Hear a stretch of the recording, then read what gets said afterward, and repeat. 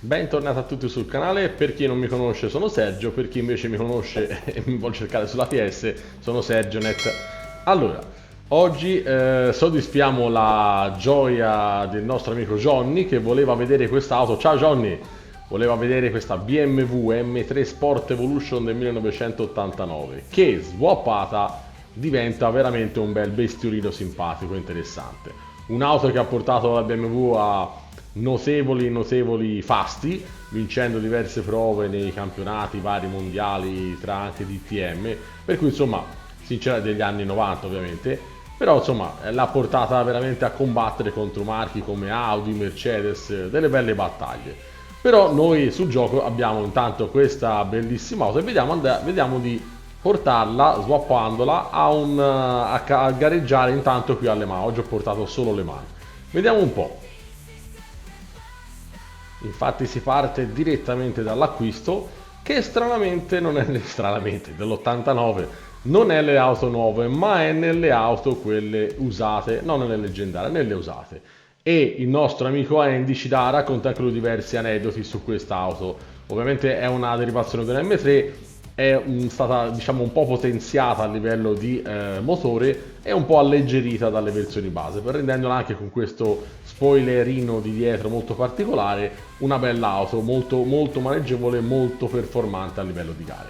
La compriamo a 200.000 crediti, quindi almeno un paio ci starebbero anche bene, tanto non costa tanto, e la portiamo nella nostro garage. Allora, prima di tutto io dico sempre, vi consiglio, poi fate quello che vi pare, di duplicare il setup, così almeno abbiamo una base di partenza su cui agire quando si costruiscono i setup per le varie gare.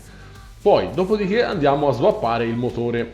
Allora, o si fa da qui, chi ce l'ha lo può comprare direttamente da qua, oppure si va, siccome io per esempio non ce l'ho, si va direttamente in GT Auto. GT Auto, qui nella manutenzione, si trova la sostituzione motore, quindi a 136.000 crediti si fa uno swap motore, non è esageratamente potentissimo, però è veramente performante, per quest'auto è veramente performante.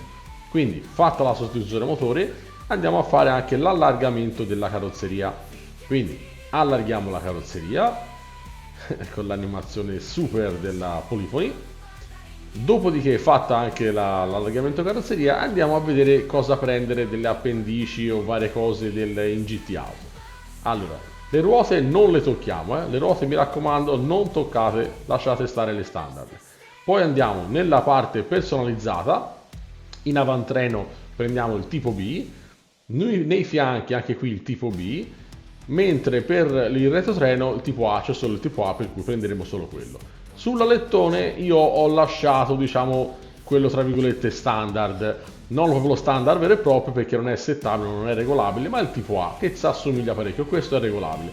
Non ho voluto prendere l'alettone personalizzato, così almeno qualcuno, vero Salvatore, non mi può dire che ho distrutto il design della macchina. Nella gabbia di sicurezza prendiamo quella di tipo C.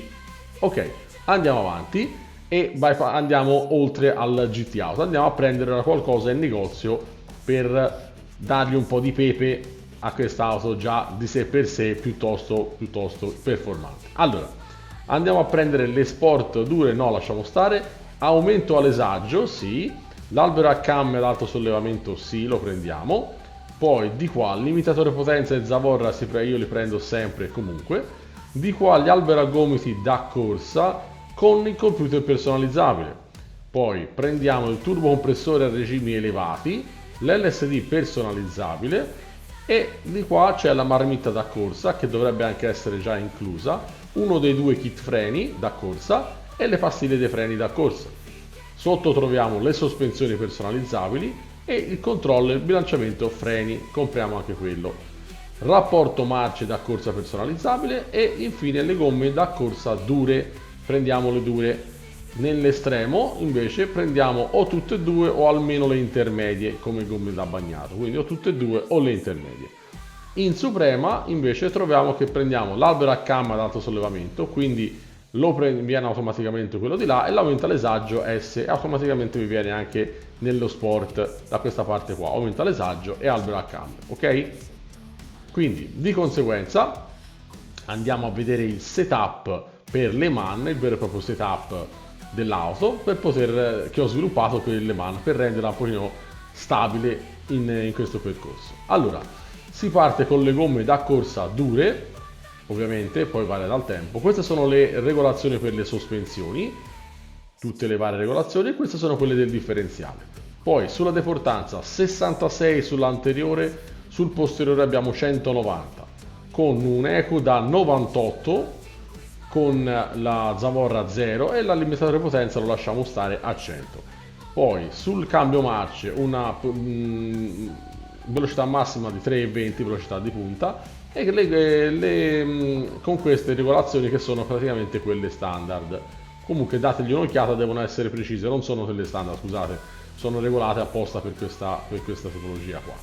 Poi regimi elevati, non ho messo l'anti-lag neanche l'intercooler, ma soltanto la marmitta con il sistema frenante, come dicevo, e il controller freni 2 o meno 2 sull'avantreno. Di qua quello che abbiamo comprato, quindi le varie regolazioni, e nient'altro. Qui non c'è né frizione né albero né eccetera.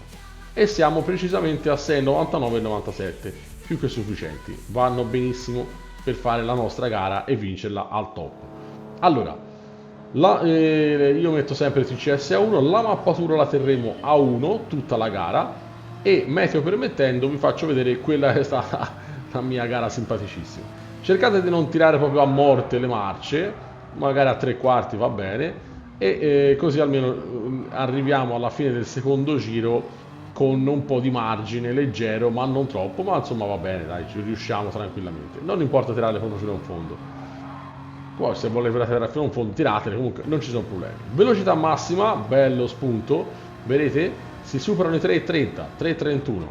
Cioè, come velocità massima in questa gara, questa BMW supera parecchi, perché tante con la mappatura non hanno questa velocità massima, invece questa ha una performance piuttosto importante.